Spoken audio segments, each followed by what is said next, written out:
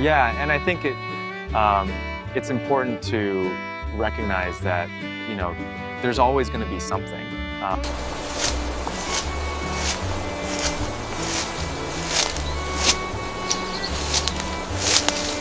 Today, I'm making a very simple but delicious Korean dish called tteokbokki. It's spicy, sweet, and savory all at the same time.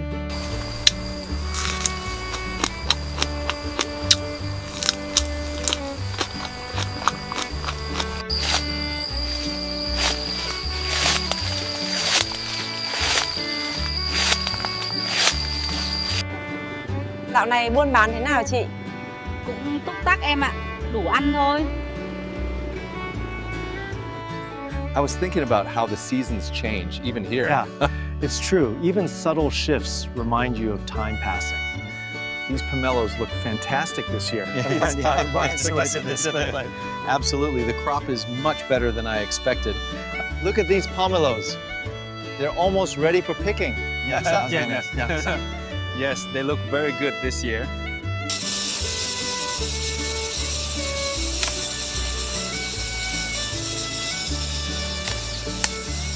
What I find most fascinating about this particular species is its unique adaptation to this environment. So for this particular shot, I was thinking we could really emphasize the natural light. Okay, I see what you mean. Yeah.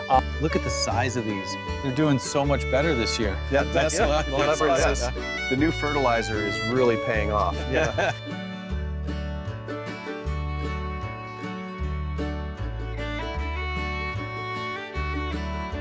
The morning sun spread across the grapefruit orchard like a thin blade of fire, its light slipping through the green canopy, painting the soil in uneasy gold. Tieu Ca stood at the edge of the vast plantation, her breath caught in her chest as if the very earth demanded silence before revealing its secrets. Hung and James walked beside her, their voices low, their words sharp with calculation. The orchard stretched endlessly, 2 hectares of promise and peril, each tree heavy with fruit that could mean fortune or ruin. But fortune, as Hung always said, had a cruel habit of hiding behind deception. The first warning came in the color. Hung's hand lifted a grapefruit, its skin already yellow in early September, gleaming deceptively bright under the sun. "Rotten," he muttered, his tone heavy. When they turn yellow too soon, it means sickness, worms, weakness. They will fall before the season ends. He dropped the fruit and it thudded against the ground like a warning shot. Beside it lay another grapefruit, green, round, firm, a soldier among the fallen. James bent to pick it up, his fingers brushing against the smooth skin, and he nodded. "This one is strong. This is what buyers want. Big, green even, a sign of life." His voice carried admiration, but also a tremor of fear, for every good fruit was surrounded by decay, waiting to claim it. They walked deeper into the orchard, where the air grew heavy with the scent of sap and damp earth. Hung explained the gamble, his words slicing the air with the precision of a blade. 2 times you can buy, he said, when the fruit is green or when it is ripe. If you buy green, the risk is half and half. You win big or you lose everything, but you pay less. If you wait until ripe, the quality is sure, but the price climbs, and so do the dangers. His eyes lingered on the shadows between the trees, as if unseen threats hid there, waiting for the foolish to pay too high a price. Tieu Ca shivered, though no wind stirred. Hung's steps slowed before a twisted tree, its branches bent under the weight of disease. He pointed to the sparse cluster of fruits, no more than 50 clinging desperately to the weakened limbs. "This is the cost of blindness," he said darkly. "If you only glance, you think the orchard is full. But walk deeper, and you see truth. One tree with 200 fruits, another with 50, another already dying. If you do not see with your own eyes, the garden will swallow you whole." His words dripped with experience, the bitterness of mistakes past, of money lost, of lessons carved into his bones. James followed quietly, his gaze darting between trees, his mind racing with numbers. On average? He asked softly. Hung nodded. 100 fruits per tree? 500 trees alive. That makes 50,000 fruits. At 10,000 dong each, the orchard sings of 500 million. But beware, the song is sweet poison. Costs will come, like wolves in the night. Workers, transport, packaging, every coin you think is profit will be stripped away until nothing remains but regret. His voice was iron, but his eyes betrayed the ghosts of those regrets, haunting him still. They stopped beneath a massive tree, its trunk thick, its branches heavy with green life. Tieu Ca tilted her head back, her heart pounding at the sight of so much promise hanging above. But Hung's voice was relentless. The owner says 400 to 500 million. Too much. I say 320 million is fair. Beyond that is madness. Beyond that is blood. His words struck the orchard like thunder, and for a moment even the birds fell silent, as if the trees themselves feared the weight of his truth. James glanced at Tieu Ca, searching for comfort in her eyes, but found none. Her gaze was fixed on the fruit, yet her mind was elsewhere, caught between admiration and dread. She imagined each grapefruit as a coin, each tree as a chest of treasure, but the thought soured quickly. Treasure always came with a curse. She remembered Hung's warning. If you don't look carefully, the orchard will swallow you whole. And she felt the orchard's gaze upon her, as if the trees were alive, watching, waiting. They walked further until the rows ended, opening to a path where the air shifted, lighter, carrying voices of workers nearby. In the distance, men shoveled sand, their movement steady, rhythmic, like a ritual. Others poured concrete, their faces drenched in sweat, the skeleton of a house rising behind them. Tieu Ca stared, the sight both grounding and unsettling. Life was being built brick by brick, yet it seemed fragile, a single storm away from collapse. Hung only spared it a glance, uninterested. His mind was chained to the orchard, to numbers, to survival. Later, as the sun dipped, they returned to the village road where a woman sat with baskets of custard apples, their sweet fragrance battling the dust in the air. 30,000 a kilo, she called, her voice tired but hopeful. James stopped, picking up a fruit, its skin scratched but fragrant. Ugly but sweet, the woman assured, her eyes pleading. He bought 3 kilos, handing her crumpled bills, and for a moment the world softened. Tieu Ca watched silently, struck by the smallness of the transaction against the weight of the orchard's millions. Yet she felt the same tension. Every fruit carried risk, every choice carried consequence. When night came, they sat together in a dimly lit room, the shadows long, their faces half hidden in the flicker of a lamp. Hung's voice grew quieter, more personal. "My father is abroad," he revealed, his words heavy with unspoken burdens. "He opened a new factory, massive. He wants me to bring someone, to help, to manage, to carry the weight." His eyes slid toward James, and silence thickened. James shook his head slowly. "I can't. Not now. I need time. I need to breathe." His words were soft but firm, a refusal born of exhaustion deeper than flesh. Hung studied him, his expression unreadable, then sighed. "Maybe, but time runs faster than we think." He leaned back, his gaze drifting to the ceiling, his voice dropping into something almost fragile. "Do you ever ask yourself, what is life for? Why we try so hard? For money? For family? For the ones we love?"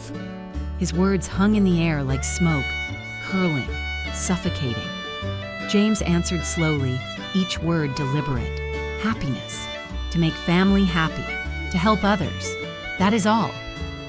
His voice carried conviction, yet doubt shimmered in his eyes, doubt that refused to be silenced. Tieu Ca listened, her chest tight. Their words were not just a conversation, they were confessions, fragments of souls revealed in the dim light. She felt the orchard still clinging to her, its shadows stretching into the night, its fruits whispering of risks and rewards, of fortune and ruin.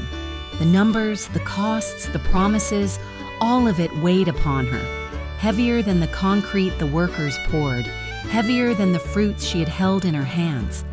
She closed her eyes, whispering a prayer into the darkness, though she did not know who might hear it. In the kitchen nearby, a woman stirred pots, the smell of food drifting through the air, warm and gentle, in cruel contrast to the heaviness in the other room. A child laughed, a small voice breaking the gloom, reminding them all that life still had innocence, still had light. Hung's gaze softened for a moment, but only briefly, before the weight of the orchard returned, dragging him back into shadows. The orchard was not just trees and fruits, it was a mirror of their lives, fragile, risky, filled with promise, and haunted by threats unseen. And as the night deepened, Tieu Ca knew this was only the beginning. The morning after their heavy talk came with a sky too clear, a cruel deception painted in soft blues. Tieu Ca walked with Hung and James back into the orchard, and though the sun warmed their faces, the trees themselves seemed colder, more watchful. Hung's sharp eyes scanned the fruit, his hand grazing the leaves as though every wrinkle whispered a secret. He spoke with a calmness that only sharpened the weight of his words. Do not trust beauty. Do not trust promises. Every orchard hides its monsters. His tone turned the orchard into a labyrinth of traps, every step a gamble, every fruit a coin tossed into fate's hands. They stopped before a row where the fruits hung thick, green, shining like soldiers in formation. James's face lit up. Here, he said. This is good. This is strong. But Hung only shook his head, pointing deeper. Look closely. The shine blinds you. Behind the green hides the sickness. And indeed, as Tieu Ca peered closer, she saw it. The subtle scars, the faint punctures where insects had carved their way in. Silent assassins leaving destruction hidden within beauty. Her chest tightened. She felt the orchard mocking her, whispering that it would always know more than she could see. The deeper they walked, the more uneven the orchard revealed itself to be. Some trees groaned with hundreds of fruits, their branches bowed like weary shoulders bearing too much. Others stood half-barren, their limbs twisted, clinging to only a few. Hung's hand swept across the horizon, his words grim. If you buy with only your eyes, you are dead already. The orchard will strip you bare, leave you with nothing but debts. His voice carried the weight of scars unseen, failures buried beneath his calm tone. James swallowed, his mind turning every number into a blade pointed at his chest. When they finally reached the far end, Hung crouched, drawing lines in the soil with a stick. He calculated out loud, every word like a drumbeat. 500 trees, 100 fruits each, 10,000 dong of fruit, 4 to 500 million in value. But reality, 320 is the only safe path. Any more, and the orchard eats you alive. The soil beneath his stick looked less like earth and more like a battlefield map, each line marking risks, losses, possible survival. Tieu Ca's breath grew shallow as she stared at the map. This was no simple garden. This was war. By noon, the orchard released them, but its shadow followed as they returned to the village road. The same woman sat with her custard apples, her voice weary but persistent. 30,000 a kilo, she called again. But now, her voice sounded different to Tieu Ca, less a seller's pitch, more a desperate plea against hunger. James bought more, perhaps out of guilt, perhaps to mask the weight in his chest. Hung watched silently, his eyes far away, his mind still tangled among the grapefruit trees. Tieu Ca touched the fruit in her hands, but it no longer felt sweet. It felt heavy, like the orchard had followed her into every choice. Later that afternoon, the clatter of shovels echoed through the village. Men worked furiously, moving sand, pouring concrete, raising the skeleton of a new house. their grunts mixed with the scrape of metal, the splash of water, the rhythm of creation and exhaustion. Hung walked past them, barely sparing a glance. But Tieu Ca slowed, watching the laborers' hands blister, their backs bend, their eyes hollow. She thought of the orchard again, of the invisible costs Hung had warned about: labor, transport, packaging. Here was labor in flesh and blood, proof that behind every fruit, every price, was someone breaking their body to make it possible. That evening, the three sat again in the dim room. The lamp flickered, shadows stretching long, and the silence between them grew sharp. Hung broke it with words that seemed to claw their way out of him. "My father's factory," he said slowly. "It is too large for him alone. He calls for me, but he calls for you as well, James. He needs strength. He needs trust." James shook his head again, the refusal already written in the slump of his shoulders. "I told you, not now. I need rest." His voice was steady, but beneath it was the crack of exhaustion, the weight of years unspoken. Hung leaned closer, his tone pressing harder. "Rest is for those who can afford it. Can you?" The silence that followed was broken only by the sound of cooking from the kitchen, the clink of pots, the sizzle of oil. Life went on, simple, relentless. A woman stirred food, humming softly while a child laughed, the sound piercing the tension like sunlight through storm clouds. Tieu Ca's eyes filled with tears she would not let fall. The contrast was unbearable, the innocence of life against the crushing weight of decisions that could alter everything. Hung shifted, his voice lowering, almost trembling. "Do you ever wonder? What is life for? Why we push? Why we break ourselves?" His eyes glimmered, reflecting firelight and unspoken pain. James answered after a long pause, his words careful, fragile. "For happiness, for family, to help others, that is all." Hung's lips curled, half a smile, half a wound. "And yet we chase numbers until they consume us. We call it survival. But sometimes it feels like death in disguise." His words struck deep, echoing through Tieu Ca's heart until she could barely breathe. The night grew colder, heavier. Outside, the orchard lay silent, but its presence was suffocating, as though the trees had grown eyes, watching from the darkness, judging, waiting. Tieu Ca shivered, pulling her shawl tighter. She imagined the yellow fruits falling silently to the ground, each one a life lost, each one a warning. She could not shake the feeling that the orchard was not finished with them yet. In the corner of the house, the child babbled. The woman laughed softly, and for a brief moment, warmth spread through the room. James reached for a piece of fruit, its sweetness cutting the bitterness in his chest. Tieu Ca watched him, watched Hung, and felt the fragile line they walked, between profit and ruin, between duty and rest, between happiness and despair. But deep inside, she knew the orchard was still waiting, waiting to test them, waiting to see who would survive its cruel games.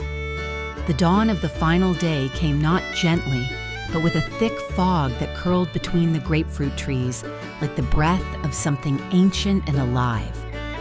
Tieu Ca stepped into the orchard, her heart hammering with a rhythm she could not quiet. The fruits glistened with dew, each one like an eye staring down at her, judging, accusing. Behind her, Hung and James moved with a quiet intensity, their boots crunching the soil, their silence louder than words. The orchard no longer looked like a place of trade. It looked like a battlefield preparing to claim its due. Hung stopped before a row of trees heavy with fruit. He bent, lifted a grapefruit, its skin smooth and promising. He weighed it in his palm as if it were a life. 10,000 dong for one fruit, he murmured, his voice distant, haunted. 500 trees, 50,000 fruits, 4 to 500 million in value. His words hung heavy in the air, numbers transformed into chains wrapping around all of them. James shook his head, his voice breaking the silence. Too much, too dangerous, will drown. His tone trembled, but there was steel beneath it, the sound of a man caught between fear and pride. Tieu Ca felt the orchard press closer, its silence suffocating. She remembered Hung's warning, if you only glance, the orchard will swallow you whole. She could feel it now, the orchard's hunger waiting for them to stumble. Hung straightened, his eyes sharp, his jaw clenched. 320 million, he declared. That is the only path. Any higher, and we are dead men walking. His words rang out like a sentence delivered by a judge. James turned away, his fists tightening. And if we fail even then, what do we lose? Hung's reply was merciless. Everything. The fog thickened as they moved deeper, every tree a phantom looming out of the gray. Their breaths turned shallow, their eyes darting from fruit to fruit, as though each one could tip the balance between survival and ruin. Suddenly, a fruit dropped, hitting the ground with a dull thud. Tieu Ca flinched, her chest tightening. Hung's gaze darkened. Rotten, he muttered. Always the rotten ones fall first. His words were meant as observation, but they carried the weight of prophecy. More fruits followed, falling silently, thudding into the soil like the sound of drums beating toward an unseen war. When they returned to the village, the tension did not ease. Men still shoveled sand, poured concrete, built the skeleton of houses, their bodies breaking under the weight of progress. The smell of dust and cement clung to the air, choking, relentless. Tieu Ca watched them, her mind spinning. The orchard, the house, the endless costs. Everywhere she looked, she saw the same truth. Life demanded blood for every step forward. Hung's eyes flicked over the workers with cold calculation. Labor, transport, packaging, costs that bite into flesh. This is why 320 is the only price. The rest is illusion. James said nothing, but his silence screamed louder than argument. That night, their small room filled with the smell of food, the laughter of a child, the soft hum of a woman cooking. It should have been comforting. Instead, it felt fragile, like glass ready to shatter. Hung leaned forward, his face lit by the flickering lamp, his voice low, cutting. My father's factory is calling. The work is too much for him. He needs us. He needs you, James. The words hit like stones. James closed his eyes, shaking his head. I told you, I can't. I need rest. I need time. His refusal cracked the air like lightning. Hung slammed his fist against the table, the sound jolting Tieu Ca. Time is a luxury we do not have, he snapped. The room fell silent but for the trembling of the lamp flame. Tieu Ca's breath caught. She saw the desperation in Hung's eyes, the exhaustion in James's, and between them, a chasm threatening to swallow everything. She whispered softly, almost to herself, "What is life for?" The question hung, fragile, trembling. James answered first, his voice steady despite his weariness. For happiness, for family, to help others. Hung's reply came sharp, bitter. And yet we bleed for money, for numbers, for honor. Tell me, where is the happiness in that? His words carved the room into silence, leaving nothing but the sound of the child's laughter in the background, cruel in its innocence. Days passed, but the weight did not lift. They continued to walk the orchard, continued to count, to calculate, to argue. Every tree became a battlefield of opinion, every fruit a symbol of their fears. The orchard seemed to know, dropping fruits at their feet, mocking them with the sound of loss. Tieu Ca began to dream of it at night, the fruits falling endlessly, the soil swallowing her. Hung and James's voices echoing through the darkness, arguing, accusing, blaming. She woke with tears in her eyes, her body trembling, her soul suffocated by numbers and shadows. Then came the turning point. They met with the orchard's owner, a man with sharp eyes and a voice like steel. He demanded 450 million, his tone leaving no room for mercy. Hung countered firmly. 320, his voice cold, unflinching. The air between them grew thick, sharp enough to cut. James stood silent, his face pale, sweat glistening on his brow. Tieu Ca felt the tension coil tighter and tighter, until the orchard itself seemed to hold its breath. Finally, the owner laughed, the sound chilling. 320? You insult me. Better you leave with nothing than steal my orchard. The words fell like stones, and the deal shattered. Hung's face hardened, but his eyes flickered with something darker. Fear. He turned sharply, storming from the meeting, his steps heavy, his silence heavier. James followed slowly, his shoulders slumped, his eyes lost. Tieu Ca lingered, her chest aching. She felt the orchard's gaze follow them as they left, mocking, triumphant. The dream of profit had collapsed into dust, leaving only bitterness in its place. That night, the house felt colder, emptier. The child still laughed, the woman still cooked, but the weight on their shoulders drowned the warmth. Hung sat alone, staring into the dark, his face carved from stone. James sat opposite, his hands trembling, his eyes distant. Tieu Ca watched them both, her heart breaking. She wanted to scream, to demand they stop chasing ghosts, but her voice failed her. The orchard had stolen it, swallowed it, left her silent. Morning came again, and with it, finality. Hung announced his decision. I will go abroad. I will help my father. There is nothing left for me here. His voice was calm, but his eyes burned. James looked up sharply, his face twisting with anger and grief. And leave us? Leave me? Hung's gaze did not falter. Better to leave than to rot. The words were merciless, final. Silence fell, thicker than ever. Tieu Ca felt her chest collapse, her breath stolen. She realized then the orchard had won. Not through loss of money, not through spoiled fruit, but through division, through breaking the bonds they had tried to hold. The last night in the village was quiet. No arguments, no calculations, only silence. Hung packed in the dark, James sat unmoving. Tieu Ca wept silently into her shawl.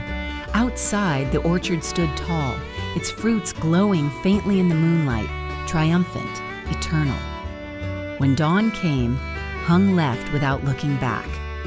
James remained, broken, his eyes hollow.